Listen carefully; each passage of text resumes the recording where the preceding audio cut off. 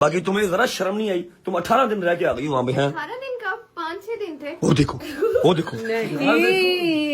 ये बाकी welcome back जी। ठीक है किचन में चलो, बर्तन शर्तन धो जाके हलवा पूरी बनाओ।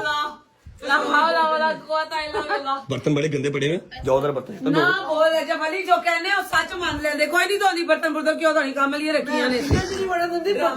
सबको पता है यार कि शुगर लगाता है, जब क्या हो गया यार, जो जानबूझ के मेरे ऊपर तनकीद लगाना चाहते हैं वो कर लेते हैं कि कैसे बात करता है। ठीक है फिलहाल जाओ जरा कोई हलवा पूरी बनाओ जरा। ऐसे ऐसे करे ना, ओए कैसे लगाते हैं हलवा पूरी, पूरी कैसे लगाते हैं, पूरी कैसे लगाते हैं?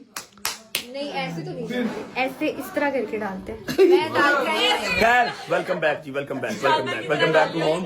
अच्छा मेहमान शेमान आ रहे हैं, मेरे दोस्त यार आ रहे हैं, काइंडली जरा अब टीवी लॉन्च फ्री करवा दें। हाँ आ रहे हैं आ रहे हैं आ रहे हैं। अच्छा जी तो अभी मैं आपको मिलवाता हूँ। अस्सलाम वालेकुम नदीम भाई, क्या हाल है हमारे भाई? अस्सलाम वालेकुम भाई, thank you so much for coming.